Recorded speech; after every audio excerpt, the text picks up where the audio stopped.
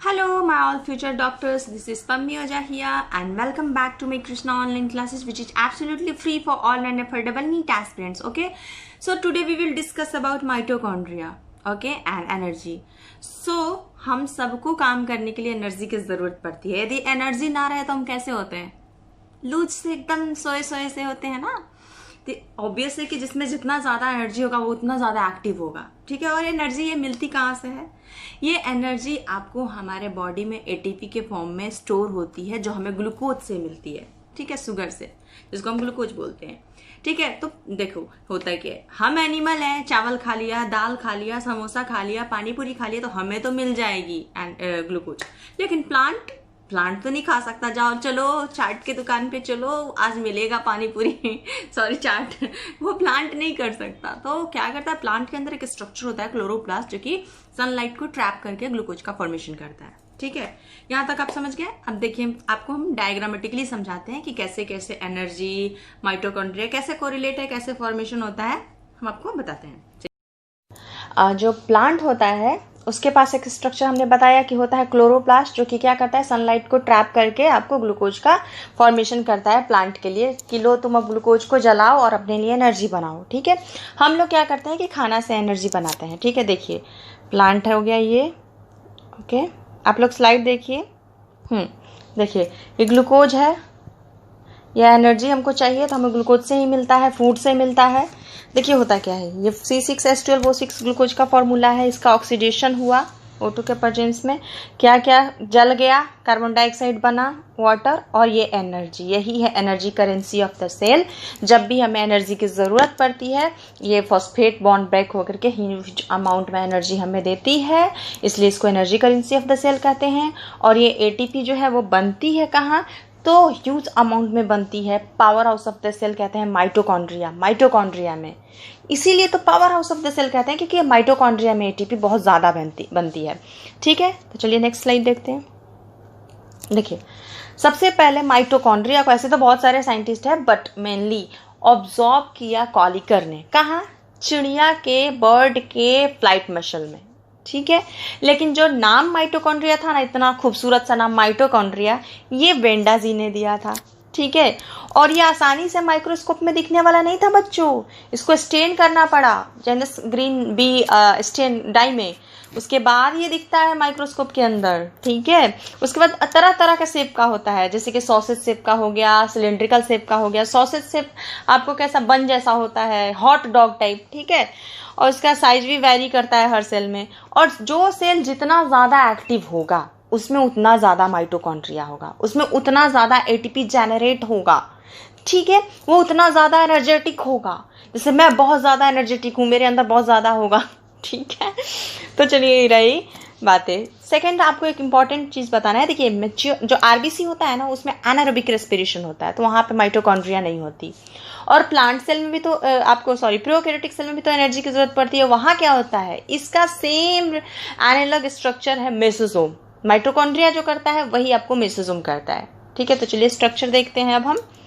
Okay, so let's start. तो देखिए ये है आपका माइटोकॉन्ड्रिया का स्ट्रक्चर, जो डबल मेम्ब्रेन बाउंड ऑर्गेनेली है, क्योंकि यूकैरियोटिक सेल में है. ठीक है. ये हो गया आपका आउटर मेम्ब्रेन, ये हो गया आपको इनर मेम्ब्रेन, ये हो गया आउटर कंपार्टमेंट, ये हो गया इनर कंपार्टमेंट.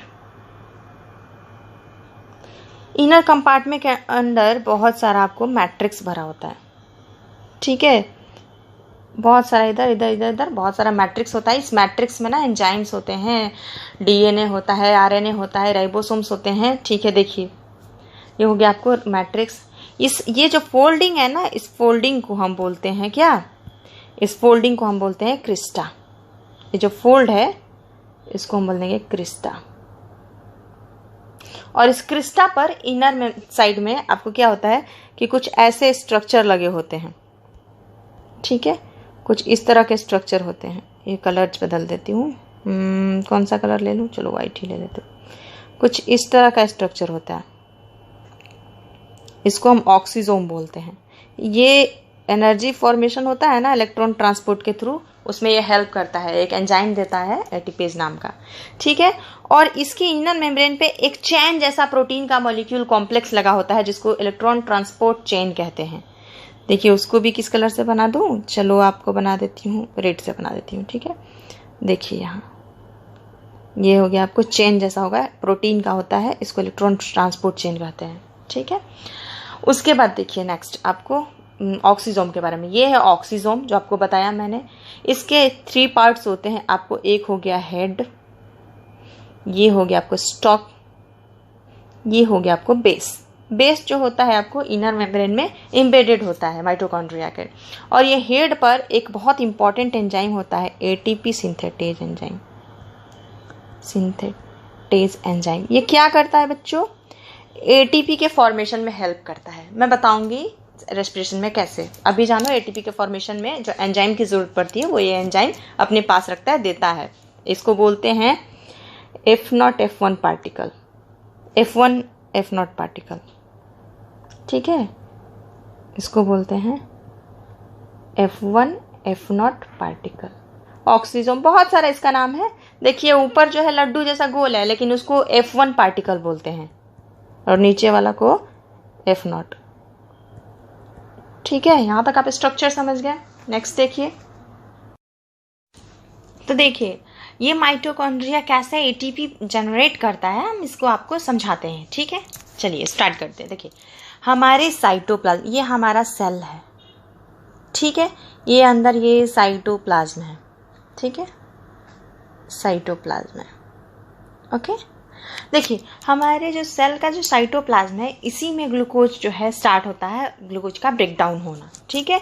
ग्लूकोज का ब्रेकडाउन हो करके एक्चुअली एटीपी का मिलना थोड़ा सा एक प्रोसेस है, लंबा सा प्रोसेस है, पढ़ना है आपको सेलुलर रेस्पिरेशन में, बट थोड़ा सा मैं यहाँ आपको समझा देती हूँ ताकि यदि रिलेट करके पढ़ेंगे तो आपको अभी लर्न हो जाएगा, ठीक है। तो देखिए कौन सा कलर ले लूँ लिखने के लिए, पहले कलर बताओ। येलो ले लेती हूँ, ठीक है। चलिए देखिए ये ग्लूकोज है जो हम लोगों ने खाना से खाया, मतलब खाना से जो भी लिया, पानी पूरी से, समोसा से जो भी हमने ग्लूकोज लिया वो है ग्लूकोज। ये क्या होता है, हमारे सेल में गया, सेल में जाने के बाद इसका ब्रेकडाउन हुआ पायरुवेट में। पायरुवेट 3 कार्बन कंपाउंड है तो 2 पायरुवेट बनेगा, क्योंकि ग्लूकोज 6 कार्बन होता है, ठीक है। 2 पायरुवेट में ये ब्रेक हो गया, ठीक है। उसके बाद क्या हो गया, देखिए 2 पायरुवेट में ब्रेक हुआ। उसके बाद ये ब्रेक हुआ तो बना क्या क्या, इस प्रोसेस को बोलते हैं ग्लाइकोलाइसिस, ठीक है। ग्लूकोज का पायरुवेट में टूटना ग्लाइकोलाइसिस कहलाता है। और आपको इस प्रोसेस में आपको बनेगा 2 मॉलिक्यूल ऑफ एटीपी, ठीक है, और आपको 2 मॉलिक्यूल ऑफ NADH। लेकिन डायरेक्ट एटीपी हमको सिर्फ 2 मॉलिक्यूल ऑफ एटीपी मिला। ये NADH आगे जाएगा माइटोकॉन्ड्रिया के अंदर, ठीक है। आगे देखिए उसके बाद क्या होता है कि ये जो पायरुवेट होता है ये चला जाता है माइटोकॉन्ड्रिया के मैट्रिक्स में, और वहाँ पर जा करके आपको एसिटाइल कोएंजाइम A का ट्रांसफॉर्मेशन करता है, जिसका कि रिएक्शन का नाम है लिंक रिएक्शन। इसके दौरान 2 NADH प्रोड्यूस होता है, ठीक है। 2 NADH यहाँ बन गया, 2 NADH यहाँ बन गया, ठीक है। 1 ATP, 2 ATP यहाँ बन गया। अब देखिए ये अंदर गया आपको साइटोप्लाज्म में। उसके बाद क्या होता है कि उसके बाद क्या हुआ कि एसिटाइल कोएंजाइम आपको क्रेब साइकिल चलाएगा, एक और साइकिल चलेगी जिसमें एसिटाइल कोएंजाइम ए जो है मतलब रिएक्टेंट होगा, और वहाँ पे क्या बनेगा इसका product, 2 molecule of ATP, 6 molecule of NADH and 2 FADH बनेगा, ठीक है। तो यहाँ पे ये भी बन गया FADH, NADH, ATP, ठीक है। और फिर जितना का जितना आपको इस सेल में NADH और FADH है, ये इनर मेम्ब्रेन, माइटोकॉन्ड्रिया के इनर मेम्ब्रेन पे प्रोटीन का कॉम्प्लेक्स होता है, प्रोटीन का चेन होता है, जिसको इलेक्ट्रॉन ट्रांसपोर्ट चेन या रेस्पिरेटरी चेन कहते हैं। उसमें ये इलेक्ट्रॉन ट्रांसफर के थ्रू क्या करते हैं, ATP का जनरेट करते हैं, ठीक है। तो देखिए ये NADH और FADH आपको इस पीला वाला मतलब इलेक्ट्रॉन ट्रांसपोर्ट चेन पे गया, पार्टिसिपेट किया और ATP का जनरेट किया, ठीक है। आपको कोई प्रॉब्लम नहीं है। आपने देखा कि NADH FADH आपको इनर मेम्ब्रेन पे लगे हुए ये प्रोटीन का जो कॉम्प्लेक्स है, जो इलेक्ट्रॉन ट्रांसपोर्ट चेन है, वहाँ पे जाकर के इलेक्ट्रॉन के ट्रांसफर के थ्रू आपको ATP का फॉर्मेशन किया। ठीक है, ये फिगर आप समझ गए। ये सारे के सारे आपको ये क्रेब्स साइकिल, लिंक रिएक्शन, ये सारे के सारे आपको माइटोकॉन्ड्रियल मैट्रिक्स में होंगे। ग्लाइकोलाइसिस, ग्लूकोज से पाइरुवेट का बनना, ये आपको साइटोप्लाज्म में होगा। और यहाँ इनर माइटोकॉन्ड्रियल मेम्ब्रेन पे इलेक्ट्रॉन ट्रांसपोर्ट चेन चलेगा। ठीक है, इलेक्ट्रॉन ट्रांसपोर्ट चेन कहाँ चलेगा? माइटोकॉन्ड्रियल मेम्ब्रेन के ऊपर। ठीक है, यहाँ तक आपको कोई प्रॉब्लम नहीं होगा। ओके, तो चलिए हम देख लेते हैं। देखिए, साइटोप्लाज्म में होगा आपको ग्लाइकोलाइसिस, मैट्रिक्स में हो जाएगा आपको क्रेब साइकिल, लिंक रिएक्शन, और इनर मेम्ब्रेन पर हो जाएगा आपको इलेक्ट्रॉन ट्रांसपोर्ट चेन। ठीक है, समझ गए। इसके बाद क्या होता है कि देखिए, चलिए यहाँ तक तो आप समझ गए। माइटोकॉन्ड्रिया के इनर मेम्ब्रेन पे जहाँ इलेक्ट्रॉन ट्रांसपोर्ट चलता है, वहाँ 1 NADH जो है 3 ATP देता है, और 1 FADH ये देगा 2 ATP। ठीक है, इसलिए कहा जाता है माइटोकॉन्ड्रिया जो है बहुत ह्यूज अमाउंट में ATP देता है, इसलिए इसको हम powerhouse of the cell कहते हैं। Okay, endosymbiotic theory. Endo means inside cell, symbiotic means mutual benefit. ठीक है, बिलियंस ईयर्स अगो पहले की बात है कि जो कुछ सेल थे जैसे अर्ली यूकैरियोटिक सेल, ठीक है, वो क्या थे? फाइटर थे। ठीक है, मैं ऐसे आपको समझाने के लिए बता रही हूँ। और जो हमारे क्लोरोप्लास्ट और ये माइटोकॉन्ड्रिया थे, ये पहले प्रोकैरियोटिक सेल यानी बैक्टीरिया हुआ करते थे। ठीक है, ये हैं जिनको हमने स्लेव का नाम दे दिया। ठीक है, अब क्या है, ये फाइटर आया, स्लेव को बोला कि मुझे भूख लगी, मैं तुम्हें अब डाइजेस्ट करूंगा। तो स्लेव बोलता है कि नहीं नहीं, मुझे क्यों डाइजेस्ट करोगे? एक काम करो, ऐसा करते हैं कि हमें तुम अपने अंदर रख लो, क्योंकि तुम मुझे प्रोटेक्शन दे दोगे, बाहर का सेल हमको डाइजेस्ट नहीं कर पाएगा। उसके बदले मैं तुमको क्या करूंगा कि सनलाइट को ट्रैप करके ग्लूकोज बना के दूंगा। ठीक है, तो ये तो फोटोसिंथेटिक था, इसको डाइजेस्ट कर गया और दोनों के दोनों खुश, क्योंकि सर्वाइव करने लगे। ये तो क्लोरोप्लास्ट की बात हुई, क्योंकि फोटोसिंथेटिक क्लोरोप्लास्ट होता है, तो ये क्लोरोप्लास्ट का कहानी है। ठीक है, दूसरा है आपका माइटोकॉन्ड्रिया, ये तो नॉन फोटोसिंथेटिक है। ठीक है, नॉन फोटोसिंथेटिक है। तो इसके साथ बोला ये भी, फाइटर बोला स्लैब को कि अब मैं तुम्हें डाइजेस्ट करूंगा। स्लैब बोला नहीं नहीं, तुम डाइजेस्ट मत करो, मैं भी काम पाऊँ, मुझे अपने अंदर रख लो, अपने अंदर जगह दो, छुपा लो, बाहर से प्रोटेक्शन दो, और तुम जो है मुझे मैं तुम्हें उसके बदले जो भी तुम्हारे पास ग्लूकोज है या क्लोरोप्लास्ट से लिया हुआ है या फिर तुम्हारे पास अपना है, मैं उसको ब्रेक डाउन करके तुम्हें एनर्जी दूंगा। ये फाइटर तो है एकदम लेजी सा, कुछ तो करना नहीं चाहता। बोला कि ये भी फायदे का है बैक्टीरिया, चलो इसको भी अपने अंदर रख लेते हैं, डाइजेस्ट नहीं करते हैं, इसको भी अपने अंदर रख लिया। तो ये डबल मेम्ब्रेन बाउंड ऑर्गेनेली, जो कि main two main important organelle है, इसको ये अपने अंदर रख लिया, जो आज यूकैरियोटिक सेल हो गया। ऑब्वियसली यूकैरियोटिक सेल का फीचर ही है कि मेम्ब्रेन बाउंड ऑर्गेनेली को अपने अंदर रखता है। ठीक है, ये हो गया आपको symbiotic theory, Indo symbiotic theory. अब की बात करते हैं आपको, देखिए बैक्टीरिया वाला प्रॉपर्टी क्या क्या है जिससे ये चीज़ कहा गया कि ऐसा ऐसा है। पहले बैक्टीरिया हुआ करते थे, डबल मेम्ब्रेन होते हैं, जो कि बैक्टीरिया भी होता है, सेल वाल सेल मेम्ब्रेन।